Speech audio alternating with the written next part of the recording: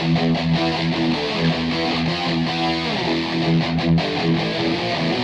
Hello everyone, welcome back again to our channel Sunil Kumar creative stylist. I am Sunil और आज हम बात करने जा रहे हैं डायगोनल फॉरवर्ड और डायगोनल बैकवर्ड सेक्शन के बारे में। जी हाँ, आप लोगों के कमेंट आते हैं सर डायगोनल फॉरवर्ड कब लेते हैं, डायगोनल बैकवर्ड कब लेते हैं और कब किस हेयर स्टाइलिंग में हम कौन से सेक्शन का यूज़ ज़्यादा करते हैं। चलिए तो पहले सेक्शन को समझ लेते हैं, डायगोनल फॉरवर्ड किसको बोल रहे हैं हम और बैकवर्ड किसको बोल रहे हैं। सो ये हमने साइड डायग्राम बना रहे हैं।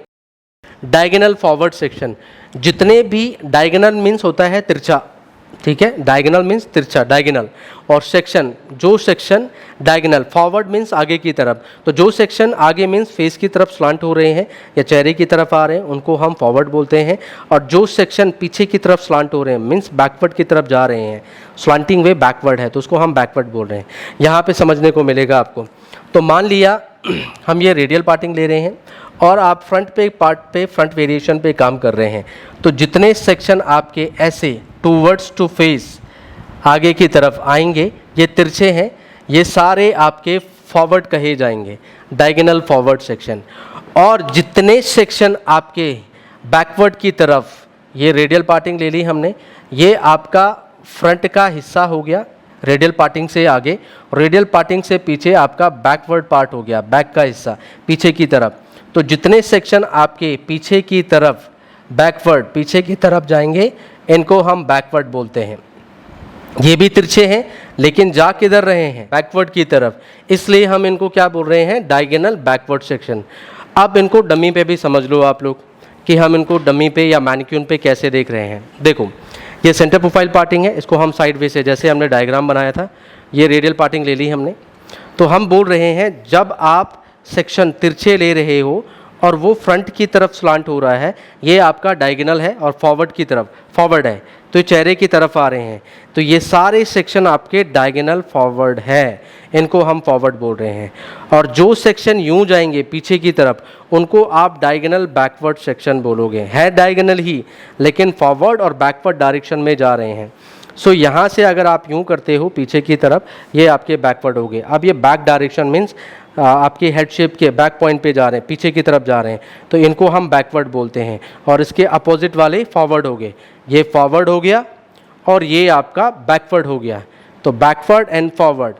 अब आप में क्या करना है, आप लोगों को कन्फ्यूज़न क्या रहता है, आप बोलते हैं कि सर फॉरवर्ड कब लेना है और बैकवर्ड कब लेना है, तो इसको भी समझ लो। सो कन्फ्यूज़न रहता है, फॉरवर्ड कब लेना है, आप लोगों का क्वेश्चन क्या था कि सर फॉरवर्ड कब लेना है और बैकवर्ड कब लेना है।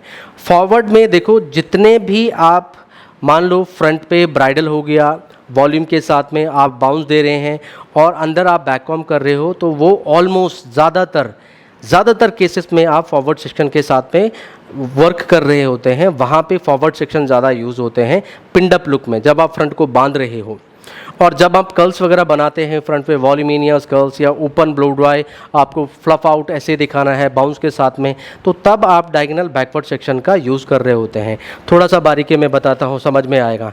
मान लो जैसे मुझे यहाँ पे फ्रंट पे वॉल्यूम चाहिए इस पोर्शन पे, सो हम यहाँ पे डायगोनल फॉरवर्ड सेक्शन का यूज़ करेंगे। तो यहाँ से मैं तिरछे सेक्शन लूँगा, देखो ये डायगोनल है, फॉरवर्ड है, आगे की तरफ जा रहा है, और इसके पीछे आप बैककॉम करते हो। फ़ायदा क्या होता है कि आपका बैककॉम भी नहीं दिखता और आपको वॉल्यूम भी मिल जाता है, तो because of diagonal forward section के माध्यम से। दूसरा भी सेक्शन लिया मैंने, डायगोनल ही है चेहरे की तरफ, इसको भी हम बैककॉम करते हैं और सारे बाल को रूट पे दबा देते हैं। अगेन आपको रूट पे वॉल्यूम मिला, बैककॉम भी नहीं दिखा, इसी सेक्शन ने उसकी कवरेज कर दी। थर्ड, तो जब आप ऐसे हेयर स्टाइल या जब आपको फ्लफ भी चाहिए, क्लीन लुक भी देना है, कवरेज भी अच्छी देनी है, तब आप डायगोनल फॉरवर्ड सेक्शन का यूज़ ज़्यादा करते हैं। अब आप इन सेक्शन को सभी को कॉम कर लो, एक साथ मर्ज कर लो, जैसे आप ब्राइडल में प्ले करते ही हैं, तो आप इसको आप बैकवर्ड की तरफ प्ले करेंगे, तो फ्रंट से आपका वॉल्यूम भी आ गया और आपकी बैक कॉमिंग भी इंटरनल मतलब छुप जाती है।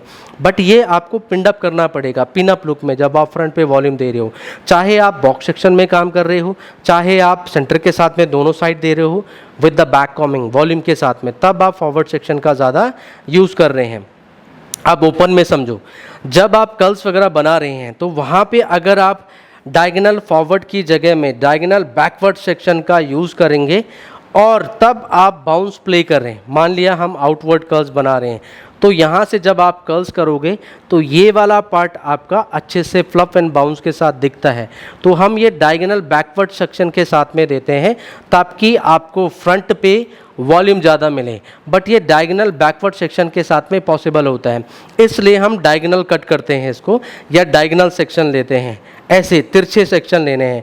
देन सेकेंड लेयर यहाँ से देखो ये फ्लप बनाएगी, बाउंस देगी। अगर आप डायगोनल बैकवर्ड सेक्शन लेंगे तब।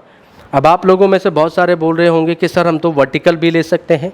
बिल्कुल ले सकते हो, लेकिन उसमें होता क्या है, वर्टिकल में जो लोग बोल रहे होंगे उनके लिए, वर्टिकल अगर आप लेंगे तो पहली लेयर भी यहाँ से वॉल्यूम दे रही है, दूसरी लेयर भी यहाँ से वॉल्यूम दे रही है, तो फ्रंट लेयर पीछे वाली सभी लेयर को कवर कर देती है, तो फ्रंट से उसका वॉल्यूम इतना अच्छे से विजुलाइज नहीं होता है, लेयरिंग शो नहीं करती है, और ये सब पार्ट के पीछे वाले सेक्शन को ढक देगा।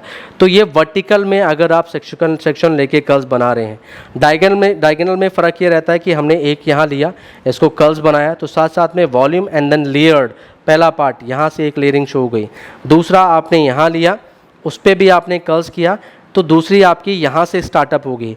मान लो देखो ये हो गया, तो फर्स्ट लेयर यहाँ प्रेजेंट होगी, सेकेंड यहाँ होगी, थर्ड वाली ऊपर, फोर्थ वाली और ऊपर। तो फ्रंट से काफ़ी अच्छा लेयर्ड के साथ में फ्लफीनेस एंड बाउंस आता है, काफ़ी अच्छी लुक आती है फ्रंट से with a diagonal backward section. So hope so आप लोगों को समझ में आया होगा कि डायगोनल फॉरवर्ड सेक्शन कैसे होते हैं, कैसे दिखते हैं, कैसे लेने हैं, और प्रैक्टिकल में आप कब, किस टाइम पे, किस कंडीशन पे, जब आप पिनअप लुक कर रहे हो, फ्रंट पे हेयर बांध रहे हो और वॉल्यूम भी चाहिए साथ साथ, तब आप बैककॉम को छुपाने के लिए, वॉल्यूम को लेने के लिए फॉरवर्ड सेक्शन का यूज़ वहाँ पे ज़्यादा होता है। बाकी डिपेंड करता है हेयर स्टाइलिंग के ऊपर, वेरिएशन क्या बना हुआ है, उस हिसाब से सेक्शनिंग प्ले होती है। और बाकी ओपन में आप कर्ल्स वगैरह के लिए आप डायगोनल बैकवर्ड सेक्शन का यूज़ कर सकते हैं। हेयर स्टाइलिंग में भी करते हैं, बट वो डिफरेंट सिनेरियो में। आई होप सो आप लोगों को समझ में आया होगा।